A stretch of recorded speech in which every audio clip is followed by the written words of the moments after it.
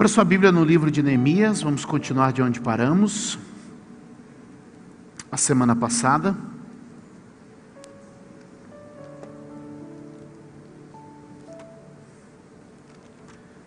Neemias capítulo de número 1.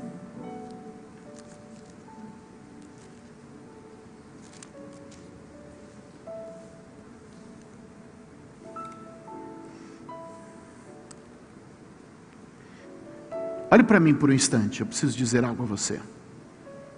Repita comigo: é preciso estar determinado.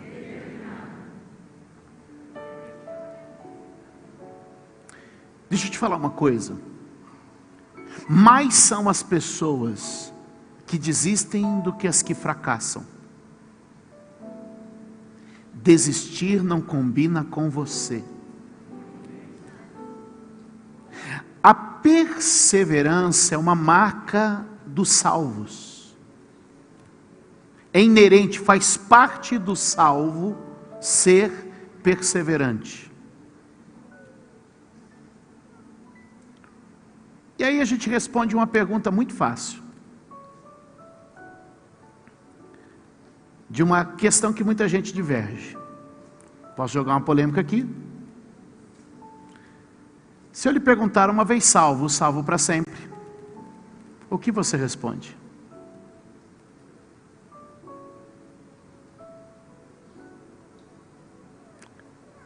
Nada? Eu ando sendo um péssimo professor mesmo. Vou melhorar. O salvo, uma vez salvo, salvo. E aí vocês viram o cara que pecou, abandonou, largou tudo. Não era salvo.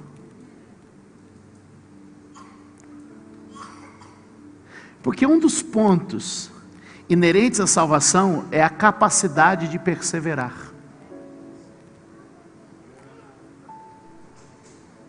Ah, mas fulano foi na igreja, aceitou Jesus, levantou a mão, batizou, viveu por um tempo e depois descambou. Aquele que persevera até o fim é. Então qual é a marca do salvo? Você já imaginou como é que Deus ficaria então com algumas pessoas? Escreve nome no livro da vida. Paga nome no livro da vida. Escreve nome no livro da vida. Paga nome no livro da vida. Escreve nome no livro da vida. Já ia ter rasgado o livro da vida de tanto que escreveu e apagou. Qual que é a marca do salvo então? Perseverança. O salvo permanece. Agora o que eu queria que você entendesse é que se a sua natureza de fé para a salvação é uma natureza que lhe permite perseverar, e a perseverança vem como um dom. Vocês agora ficaram chocados, né? Perseverar é um dom de Deus para o salvo. Repita comigo: perseverança é um dom de Deus para o salvo. Quanto pode dizer amém?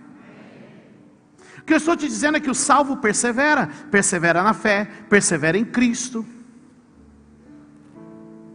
Mas e esses?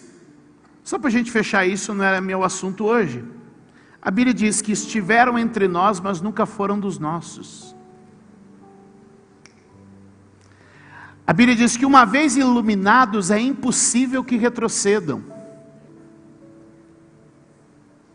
Ou seja, quando você é salvo, a perseverança de Deus entra em você, para que você vá até o final. A marca de um salvo é perseverar. E o que não persevera, está perdido. O salvo persevera.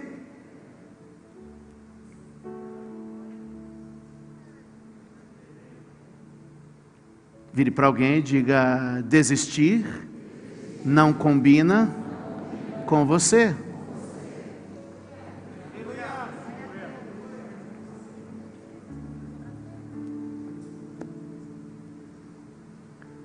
E como é que a gente constrói a nossa jornada com Deus? Deixa eu te falar. Não tem um dia mágico que tudo se resolve. É somando um dia comum depois do outro. Não tem um dia em que, pum, tudo se resolveu. Não é mágica. É somar um dia depois do outro com o Senhor e você vai ver a diferença. Quantos podem dizer amém? Então, às vezes a gente fala, a vida é uma maratona. Eu entendo quando a gente fala de que a gente tem que caminhar uma longa jornada. Mas na verdade hoje, um pouquinho mais velho, só um pouquinho, eu entendo que a vida não é uma maratona. Eu entendi que a vida é a soma de pequenas corridas. É aquela pequena corrida que eu faço todo dia, na direção do meu propósito, do meu chamado, da obra de Deus na minha vida. E esse é o problema de muita gente, é que ele corre uma maratona e logo desiste. Mas aquele que corre todo dia, no dia a dia com o Senhor, esse é o salvo do Senhor, esse é o que persevera todo dia com Ele, e é este que vai ouvir do Senhor quando chegar na eternidade: vinde benditos do meu Pai, e entrai-vos no reino que eu vos tenho preparado. E Ele vai dizer: obrigado, porque você fez coisas. E Ele não vai dizer coisas extraordinárias, Ele vai dizer coisas simples, e você vai dizer assim: Senhor, quando que eu fiz isso para o Senhor? Ele falou: todas as vezes que você fez isso a um, a outro pequenino deste, a mim você fizeste. Então, porque você perseverou em fazer o que devia ser feito no dia a dia, eu agora quero que você entre no gozo bendito do meu Pai. O que eu estou te dizendo é o que vale para o céu, também rebate na terra. Você constrói uma vida com Deus, e você constrói uma vida de fé, de sucesso, de salvação, de milagre, um dia depois do outro. A soma de dias comuns, de pequenas corridas, de gestos simples, vão fazer de você um crente. Aleluia. Quantos podem dizer amém? Toque alguém e diga: a ordem é ser firme e constante.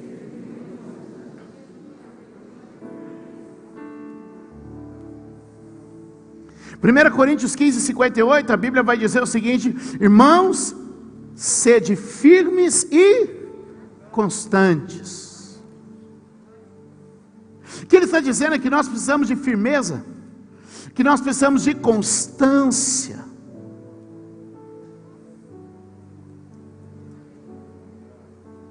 Quem recebe isso? Firme e constante.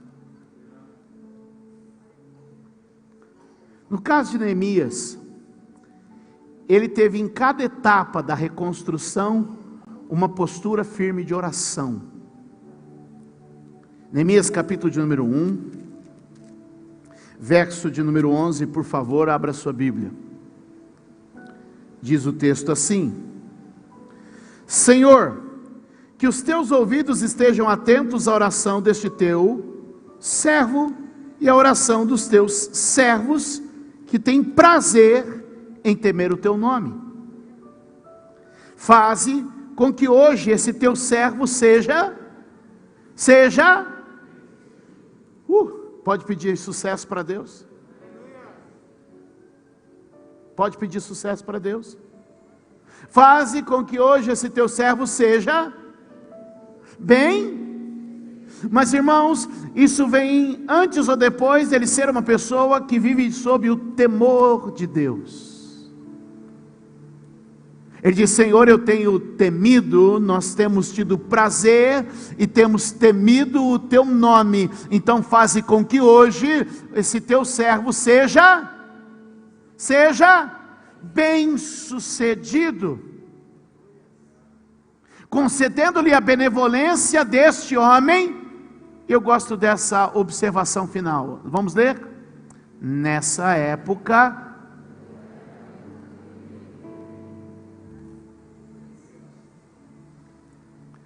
Deixa eu te dizer uma coisa. Um copeiro que pensa como governador não será copeiro por muito tempo. Vou repetir. Um copeiro que pensa como governador não será copeiro por muito tempo. Esse homem era copeiro, mas pedindo a Deus sucesso diante do rei. Eu vim te dizer que hoje o Pai te trouxe a este lugar para dizer: vou reconstruir todas as coisas, você vai ter sucesso nessa empreitada. Será que você pode dar um aplauso ao Senhor nesse dia de hoje?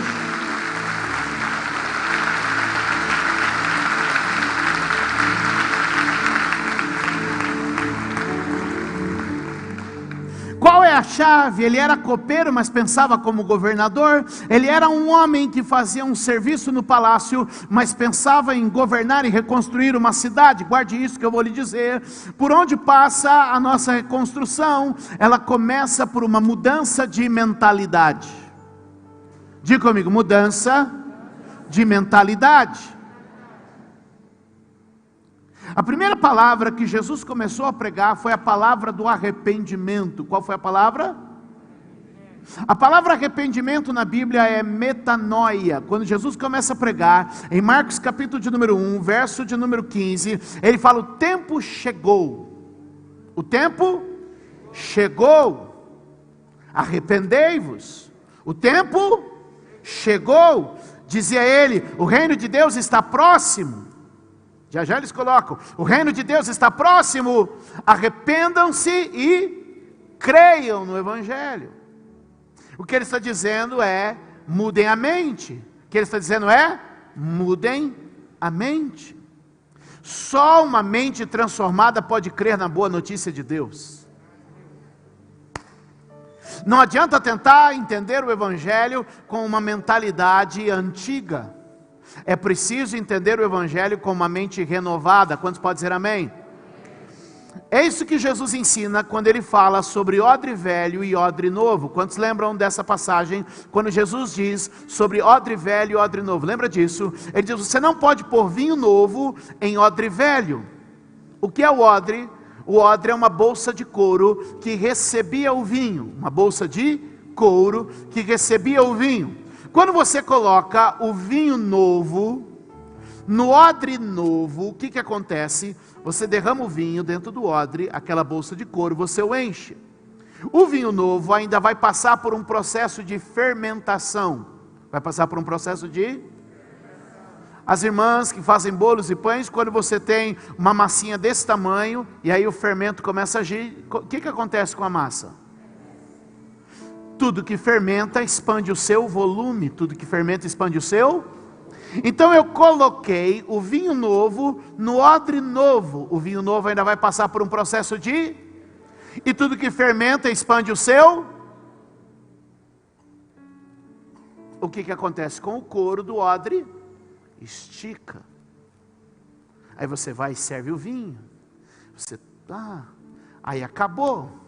Aí você olha assim... está tão bom meu odre, vou aproveitá-lo de novo. E aí você vai e enche de vinho novo. O vinho novo passa por um processo de... E a fermentação faz com que o volume... E aí o odre vai dar aquela... Aí você fala: mas meu odre ainda está tão bom. E você vai e faz isso de... E chega uma hora que o odre... O que Jesus estava ensinando? Se você quiser ter o vinho novo do Evangelho na sua vida, sua mente antiga não vai suportar. Sua mente antiga não vai. Se você não passa por um processo de restauração da mente, você nunca vai descobrir a sua nova identidade em Cristo. Efésios capítulo 4, verso 22 diz: velho homem. Efésios capítulo 4, verso de número 24 diz: novo homem. Mas Efésios capítulo 4, verso 23, no meio do 22, velho homem, 24, novo homem, a Bíblia diz: transformação da mente. A Bíblia está ensinando que a transição do velho homem para o novo homem é a mudança de mentalidade. Obrigado pelo glória a Deus, irmão. A Bíblia está ensinando que a transição da velha criatura para a nova criatura é a mudança da sua mentalidade. Então, a transição do homem perdido para o homem salvo é a mudança da sua. A transição da velha natureza para a nova natureza é a mudança da sua. A transição do copeiro para o governador é a sua. A transição do homem pecador para o homem santificado é a sua. A transição do derrotado para o vitorioso é a sua. Porque um copeiro que pensa como governador não será copeiro muito tempo. Logo Deus vai derramar uma graça, uma porta vai abrir e você vai encontrar um lugar compatível com sua mente renovada em nome de Jesus. Agora, como que eu renovo a minha mente? A Bíblia diz, meus amados, Romanos 12:2, que eu restauro a minha mente no conhecimento da palavra de Deus. Quanto mais eu leio esse livro, mais minha mente se renova. Quanto mais eu leio esse livro, mais minha mente se renova. Quanto mais eu leio esse livro, mais minha mente se renova. Será que alguém pode levantar suas mãos e dizer: eu estou passando por um processo de renovação da mente? Os primeiros pais da igreja começaram a entender que a gente começa lendo a Bíblia para tentar ler a Bíblia com a nossa mente. Mas chega uma hora que, se a gente perseverar, logo a Bíblia vai ler a nossa mente. O que acontece é o seguinte: eu começo colocando a minha mente sobre a Bíblia, mas logo a Bíblia vai se impor sobre a minha mente. O que vai acontecer? Eu começo lendo com a minha velha natureza, mas termino lendo com a minha nova natureza. Eu começo lendo impondo os meus costumes, as minhas tradições, a maneira como eu sempre vi a Bíblia, e então eu vou impondo a minha mente. Mas quando eu persevero lendo a Bíblia, o que começa a acontecer? A Bíblia se impõe sobre a minha mente, e eu já não penso mais como pensava, já não falo mais como falava, e já não faço mais como fazia. Em resumo, eu já não vivo mais como vivia. E então agora, como eu vou viver? Eu vou viver como aquele que é o verbo dessa palavra. E então vou dizer: já não mais vivo eu, mas Cristo vive em mim.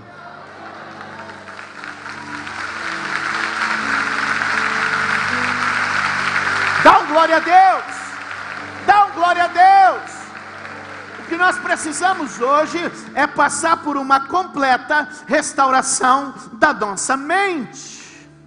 É por isso que dissemos ainda há pouco: é impossível que aquele que uma vez iluminado, uma vez que é ele esclarecido, ele retorne. Por que é impossível que ele retorne? Porque uma vez que a sua mente se abriu, ele nunca mais se acomodará. Ele nunca mais se encaixará. Ele nunca mais se ajustará na velha forma. A boa vontade de Deus para a minha vida e para a sua vida está do outro lado de uma mente transformada. Diga isso para alguém, diga: a boa vontade de Deus para a sua vida está do outro lado de uma mente transformada. Muitas pessoas vivem me procurando dizendo assim: pastor, o que eu faço para descobrir a vontade de Deus para a minha vida? E eu quero dizer para você: deixe que Ele transforme sua mente.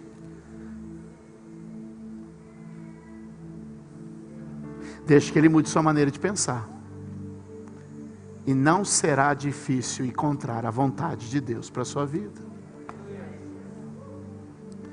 Porque odre velho em vinho novo em odre velho não dá. Tentar receber a vontade de Deus para a minha vida com a mentalidade antiga não é possível. Eu só posso receber o vinho novo se a minha mente for como um odre novo, pronta, em condições de expandir. Por que o vinho novo precisava de um odre novo? Porque o vinho novo ia expandir, e o odre novo tinha condições de expandir. Por que a vontade de Deus precisa de uma mente nova? Porque só uma mente nova pode expandir para conhecer a vontade de Deus. É por isso que o apóstolo Paulo tem a ousadia de dizer que nós temos a mente de Cristo. O que a palavra de Deus diz é que o crente escolhido por Deus, salvo por Ele, aleluia, tem a mente de Cristo. Vamos dar um aplauso ao Senhor por isso.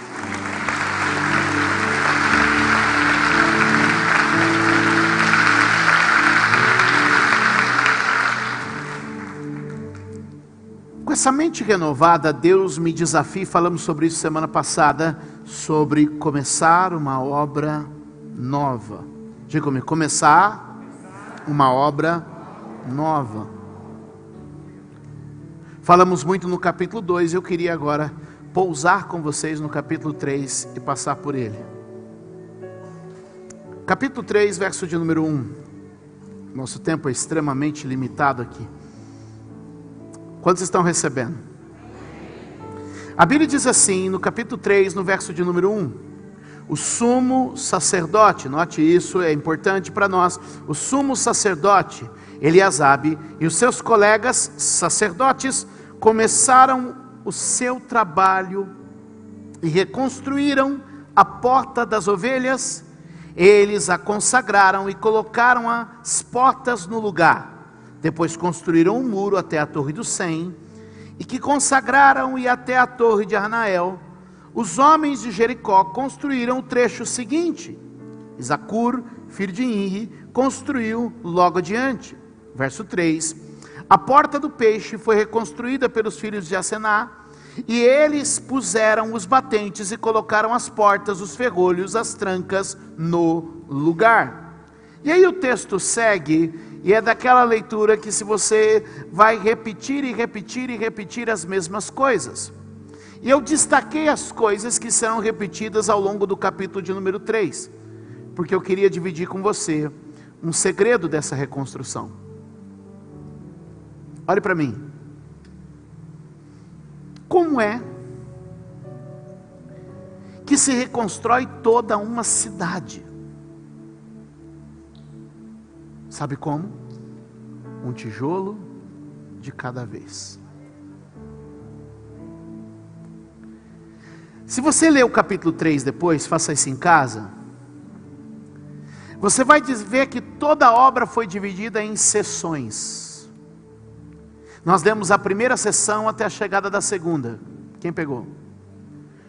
Começaram os sacerdotes, o sumo sacerdote e os sacerdotes, e eles foram até a torre, da torre até fulano foi, e da torre que fulano foi e seu grupo foi até a porta do peixe, e encerrou-se uma sessão. E aí dali outro vai começar uma outra sessão, e vai ali avançando outra sessão, até que vai terminar a próxima porta. Eu não lembro agora o nome da porta, verso 6 eu acho, que é a porta de Gesaná. E então eles foram dividindo de trecho em trecho. Como é que Deus restaura a vida? De quinta-feira em quinta-feira, de domingo em domingo, de capítulo em capítulo, de mensagem em mensagem, de oração em oração, de dia em dia, de semana em semana, de mês em mês, de ano em ano. Como é que a gente restaura? A gente restaura um pedaço de cada vez, um passo a cada dia. Quantos podem dizer amém?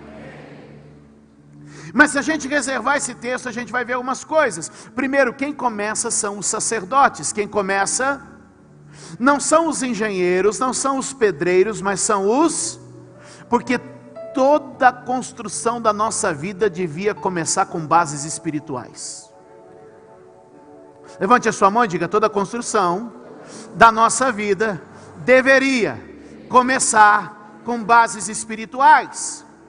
É por isso que a Bíblia diz em Mateus 6,33, mas buscar em primeiro lugar o reino de Deus e a sua justiça, e todas as demais coisas vos serão acrescentadas. O que Deus está dizendo nesse texto é que se você começar pelo Espírito, vai terminar bem. Lembra que Paulo escreveu aos Gálatas: vocês, havendo começado pelo Espírito, vão terminar pela carne?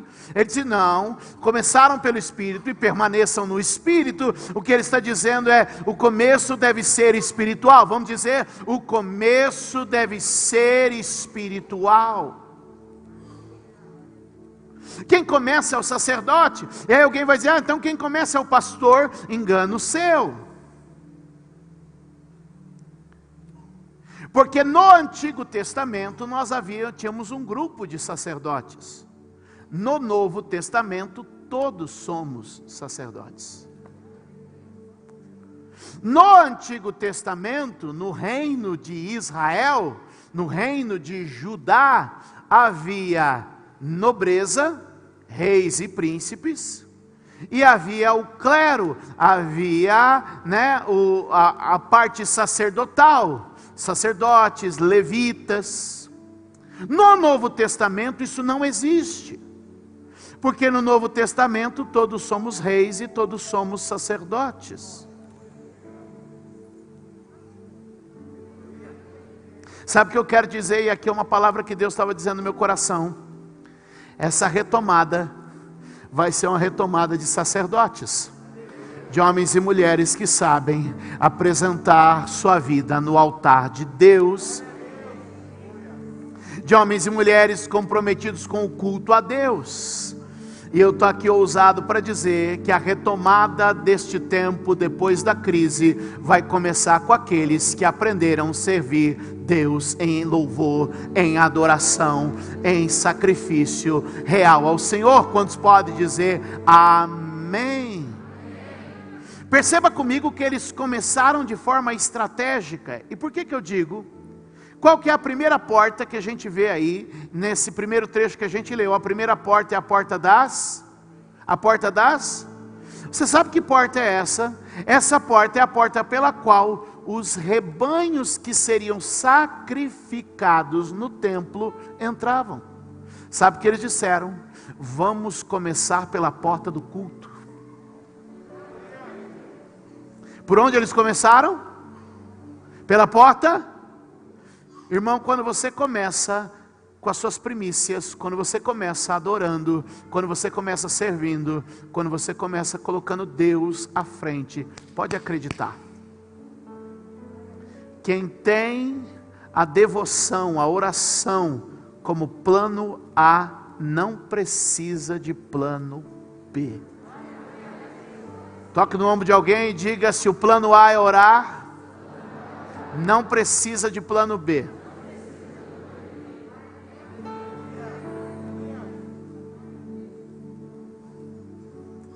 Quantos entendem isso? Então o que ele vem? Começa pelo culto, usa as ovelhas, e você vai ver que de sessão em sessão, Jerusalém vai sendo reconstruída. É cada área da sua vida recebendo um cuidado de Deus, um tijolo, um bloco, começando essa reconstrução. Mas você sabe que eles usaram como pontos para a evolução dessa construção. Eu estou aqui te dando um relatório da obra. Relatório de obra é uma coisa chata, mas eu estou tentando fazer legal, então me ajuda. Eles dividiram essa obra de porta em porta. Diga comigo, de porta em porta. Jerusalém ao todo tinha 12 portas. Ao todo Jerusalém tinha 12 portas. E eles dividiram o seguinte, nessa primeira porta, desse trecho até a primeira porta, a gente restaura. Dessa porta até a próxima porta, vocês restauram. Dessa porta até essa porta, vocês restauram. E de porta em porta eles foram restaurando. Eu estava lendo isso hoje à tarde, e o Espírito Santo colocou no meu coração: o que é porta na Bíblia? E Deus falou comigo: a sua restauração vai acontecer. Isso é profético. De acesso em acesso, porque porta na Bíblia é um acesso. Deus abriu um acesso, vai restaurar, vai abrir outro acesso e vai restaurar, e vai abrir mais um acesso, até que tudo esteja restaurado. Porta na Bíblia também é oportunidade. E Deus está dizendo, é de oportunidade em oportunidade que eu vou fazer essa obra na tua vida. Porta na Bíblia também é escape, é saída. E Deus está dizendo, é de escape em escape que eu vou criar uma sessão nova de restauração na sua vida. Levante a tua mão e diga: acesso, oportunidade e livramento. Dê um aplauso ao Senhor. Deus vai fazer de trecho em trecho uma obra de reconstrução. Diga amém. Neemias capítulo de número 4, verso de número 6, eu preciso terminar nos próximos minutos, e eu acho que vai ter que ficar para uma próxima semana. O desânimo de alguns me anima, o contentamento de outros me ofende,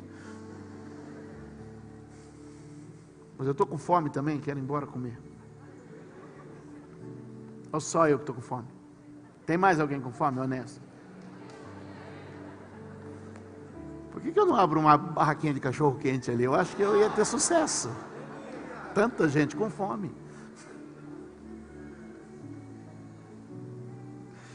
Ai, gente, eu tento fazer as coisas direitinho, mas eu sou assim. Capítulo 4, já colocaram ali. É esse aí? Vamos ler todos juntos, vamos lá?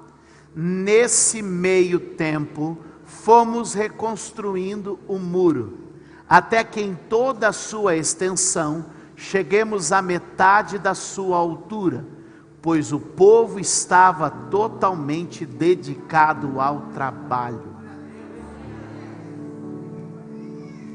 Diga, no meio, é preciso um avivamento. Lembra da oração do profeta Abacuque? Senhor, aviva a tua obra no meio dos anos.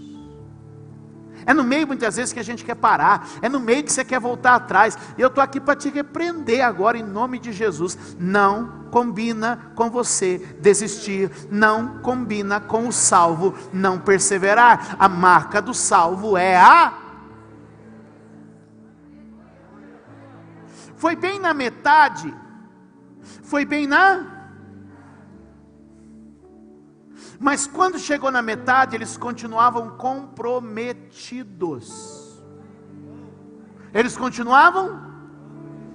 Guarde isso aqui, a primeira chave aqui está na palavra tempo. Irmãos, o tempo é o desafio da fé. O que a Bíblia diz como fé? Hebreus 11:6. Quem conhece? Todo mundo sabe isso aí, não sabe?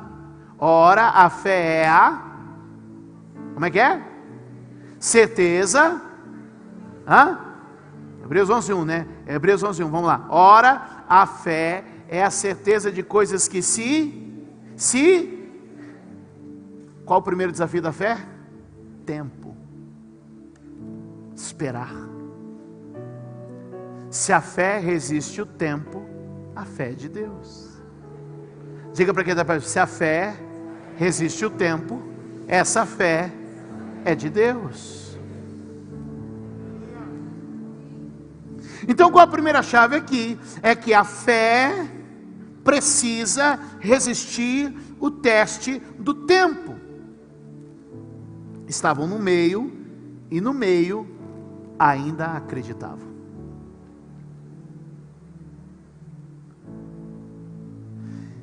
O Espírito Santo hoje te visita para renovar a sua fé. E eu vim com uma ordem de Deus aqui. Você não vai parar.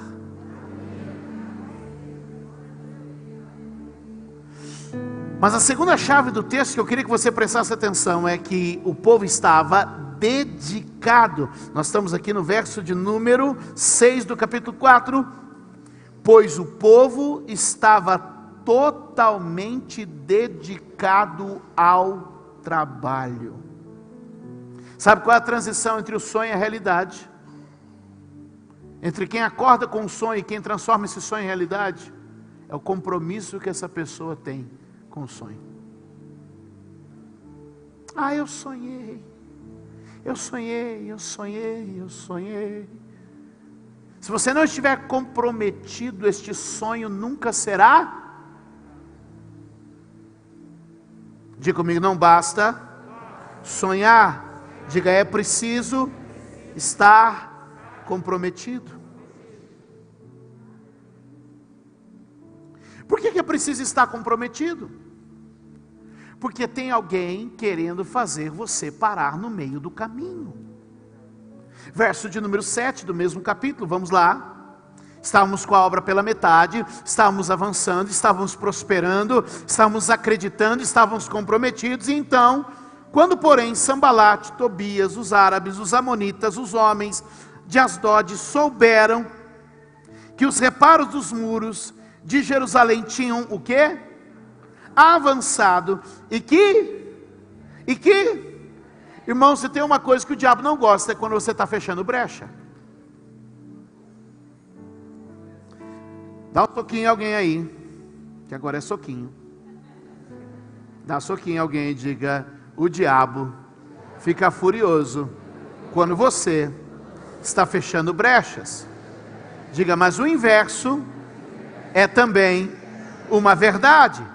Ele se alegra quando você deixa de cuidar das brechas. E eu lhe pergunto, quais as brechas o inimigo tem se alegrado? Porque você as tem deixado. E quais as brechas o inimigo tem se enfurecido? Porque você as tem fechado. Avançando em que as brechas estavam sendo fechadas, ficaram furiosos. E o texto diz, todos juntos planejaram atacar Jerusalém e causar confusão. Percebe que à medida em que as brechas vão fechando, estes adversários vão ficando furiosos. Quando as brechas se fecham, os acessos do inimigo vão sendo tirados. Irmãos, não havia porta ainda no batente. Mas aí você diz, tá, fechou a porta, fechou a brecha, mas deixou a porta. A porta está aberta, não tinha porta no batente, só tinha o batente. Nesse ponto da história. Aí você diz assim, tá, não tem a brecha no muro, mas tem uma porta aberta. Só que João capítulo 10 diz que quem entra pela porta é o pastor. O ladrão é que entra pela brecha. Satanás tem medo quando você fecha a brecha. Porque ele nunca entra de maneira oficial, legal, clara, nítida. Ele só entra de maneira sutil, sorrateira, discreta, anônima. O que eu estou te dizendo é, o diabo nunca se apresenta para entrar. Ele sempre entra por uma brecha. O diabo, você nunca vê o diabo dizer assim, prazer, meu nome é diabo, estou querendo entrar na tua vida hoje, que tal?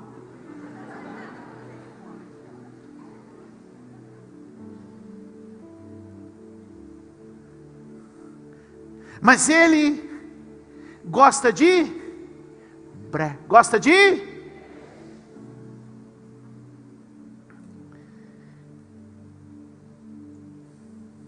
então ele não te manda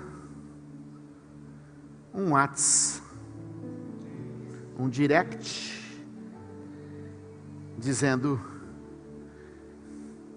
Satanás, Lúcifer, diabo, mas deve chegar lá não vou falar.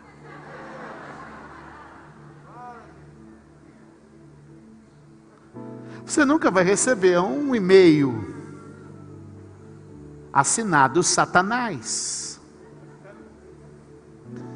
mas sempre alguma tchutchuca. Você nunca vai receber um e-mail, uma nota oficial dizendo: você está convidado para jantar comigo. É o diabo. Mas sempre deve aparecer um aí ou outro. Gostei do...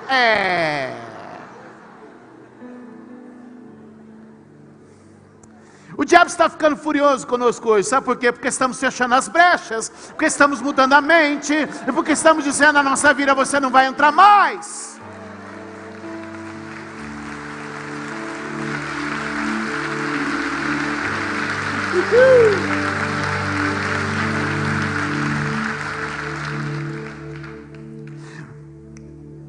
Mas quando as brechas se fecham, vocês têm mais 10 minutos.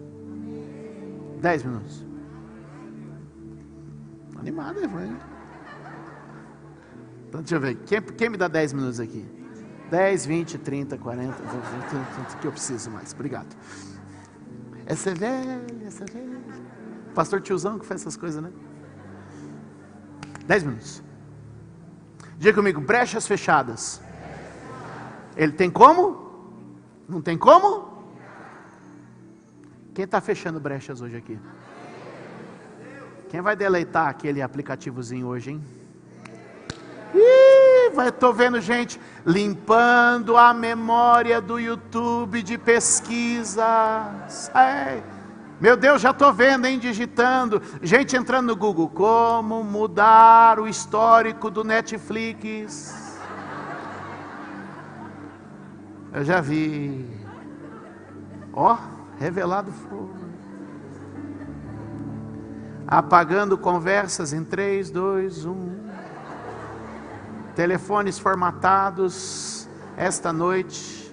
Amanhã sai a notícia: Google diz que em uma noite tantas pessoas se juntaram para formatar telefones celulares.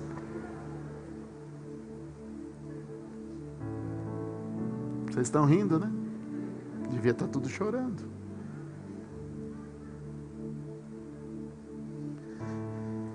Termina aqui, eu acho. Diga comigo: fechou a brecha, ele não entra. O salvo que persevera não entra. Na minha vida ele não, e na sua? Mas tem uma coisa: quando esses caras começam a chegar, você sabe o que eu tenho que fazer, né? A culpa é deles. Escute. Quando as brechas fecharam, pararam as investidas de entrar, e começaram os convites. Tem uma hora que o diabo não quer entrar, ele quer te convidar para sair. Amém não, está repreendido, está amarrado. Amém não.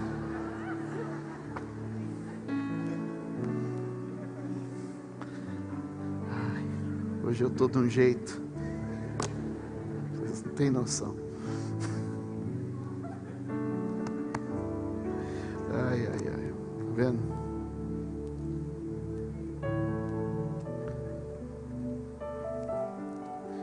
Eu não tomei café no seu culto, devo estar meio, não comi, não tomei café, com fome. Vai fazer janta hoje? Você lembra a mãe, a esposa do Jairo? Jesus falou para ela: vai e faça alguma coisa de comer.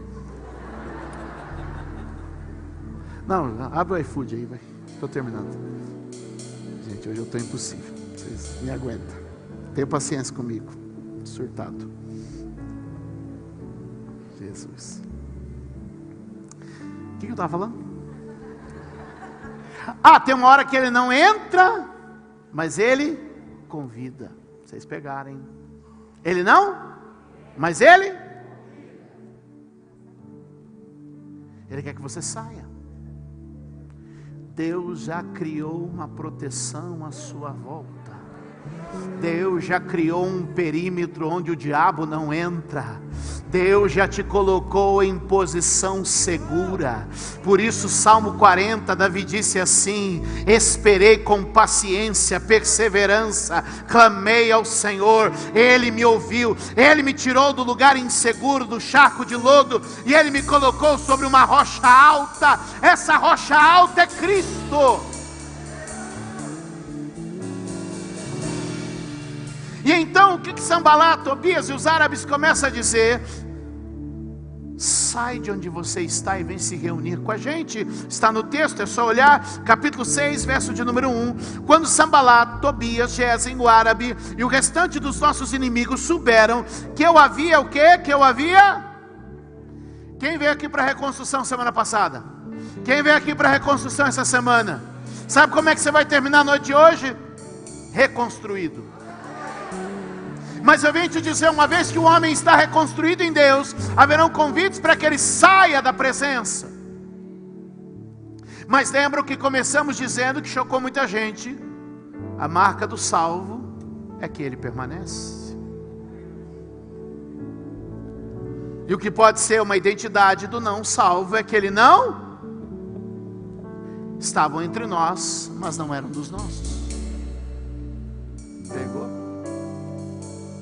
E eles estavam ali, agora em lugar seguro. E então, verso de número 2, por favor. Sanbalat e Gesem mandaram-me a seguinte mensagem. Qual é a seguinte mensagem? Vamos lá.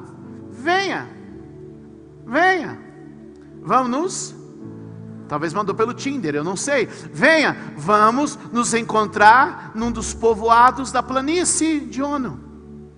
Eles contudo, leiam.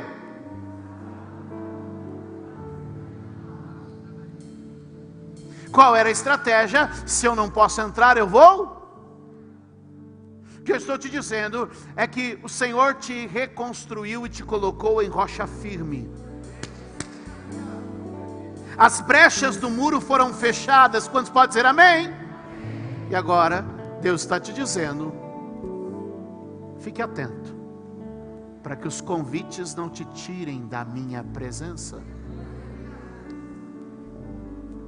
Convites sedutores, convites agradáveis, convites tentadores, não me tirarão da presença do Senhor, não tirarão você da presença do Senhor.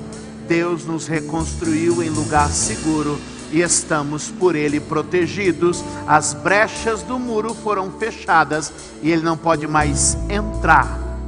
Tudo que Ele pode fazer é nos convidar para... Mas hoje para o diabo eu digo não.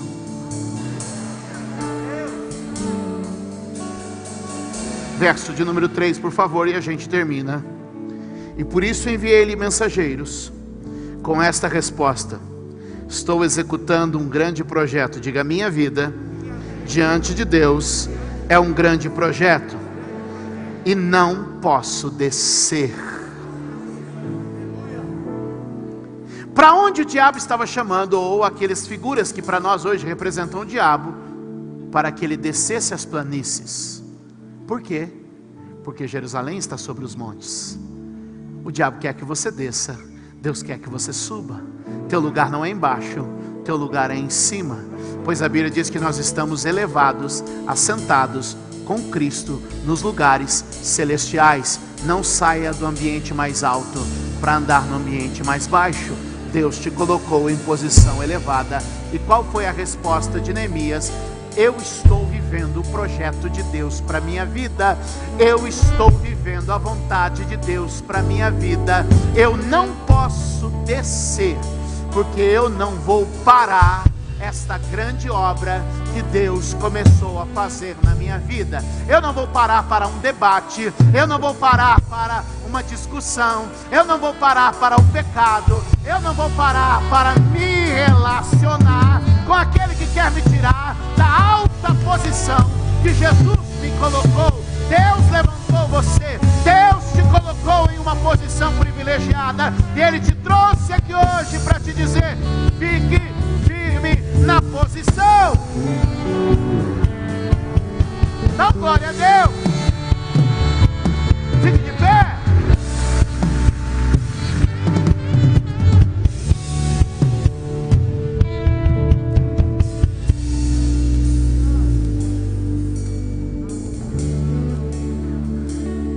Levante a tua mão e diga: para os convites de Satanás, eu digo não.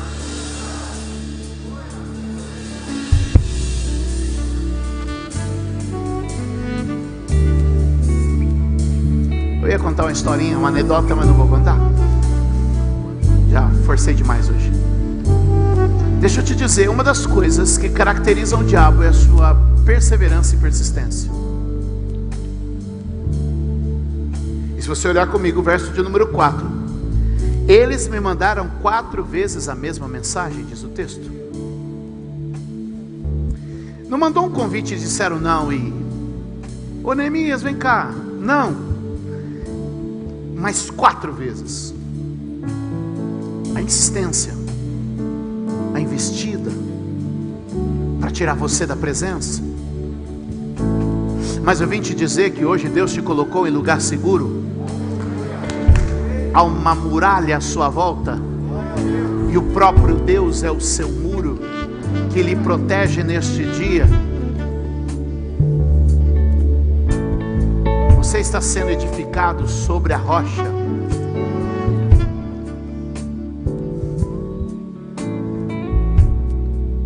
Deus está te colocando em posição segura. Não saia para se expor aos ataques do diabo. Levante a sua mão e diga: uma grande obra de restauração está acontecendo em minha vida nesta noite. Levante a sua mão e diga: Senhor Jesus, nesta casa, neste lugar, hoje eu firmo os meus pés na tua presença. Como salvo, eu vou perseverar até o final.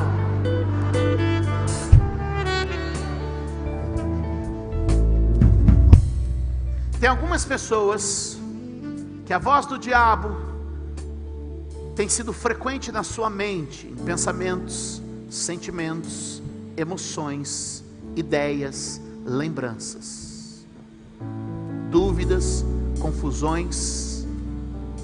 Eu vim aqui hoje dizer: o Senhor quer fazer uma mudança em sua mente. Vai fechar, vai blindar, para que uma mentalidade renovada possa florescer e prosperar. Eu estou aqui hoje como um profeta de Deus, plantando uma semente de ideias novas, para que você possa receber esse vinho novo de Deus na sua vida.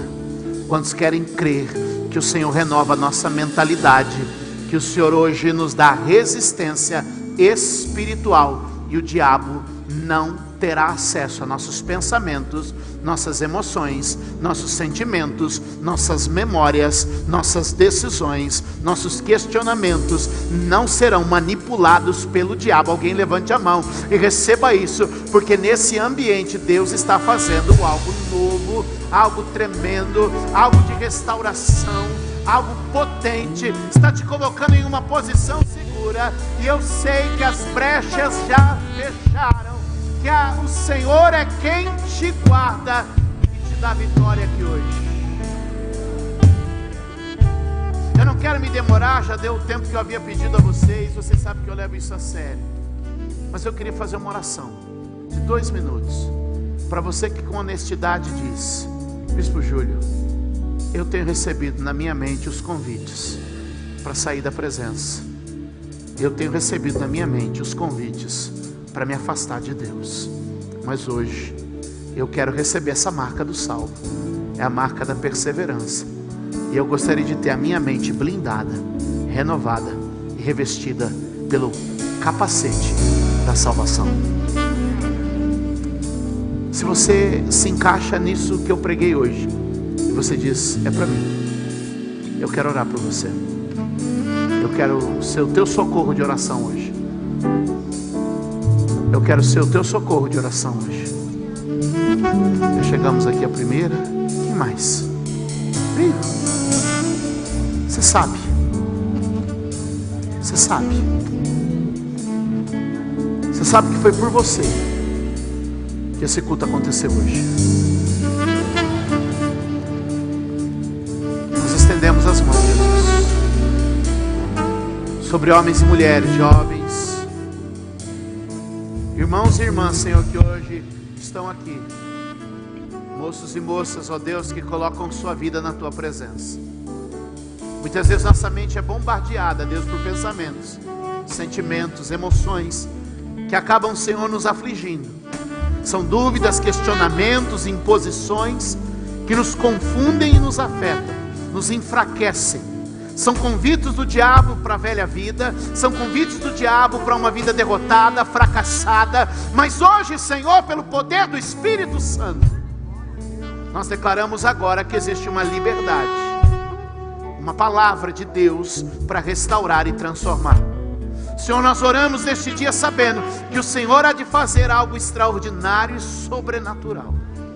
Tu conheces o choro, Tu conheces a angústia, Tu conheces a pressão, que muitas vezes, ó Deus, na escuridão, na solidão do travesseiro, essa pessoa tem lutado com ela mesma para não ceder aos convites, de voltar a um vício,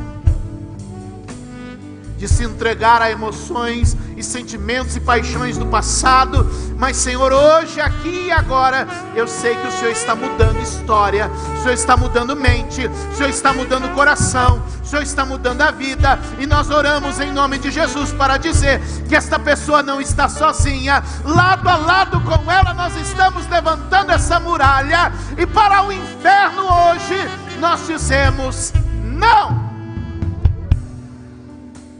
Senhor, eu oro por cada um dos Teus filhos e filhas aqui hoje, porque eu creio, Senhor, que o Senhor está mudando a nossa mente e a nossa vida para a glória do Teu nome. Deixa eu profetizar algo sobre vocês, olha para mim, é a Bíblia. Mas quem é espiritual discerne todas as coisas. Quem é espiritual consegue entender. Quem conheceu a mente do Senhor para que possa instruí-lo? Mas olha o que Paulo diz: nós, porém, temos a mente de Cristo. Olha aqui, Deus deixou registrado na Bíblia: a sua mente não é a mente de um perdido, de um desorientado, de um fracassado. A sua mente é a mente de Cristo. Seus pensamentos estão alinhados com os pensamentos de Jesus. Eu declaro essa palavra verdade na sua vida, e que essa libertação toda desse culto, desde o começo, se confirme agora, blindando sua mente contra as investidas do diabo.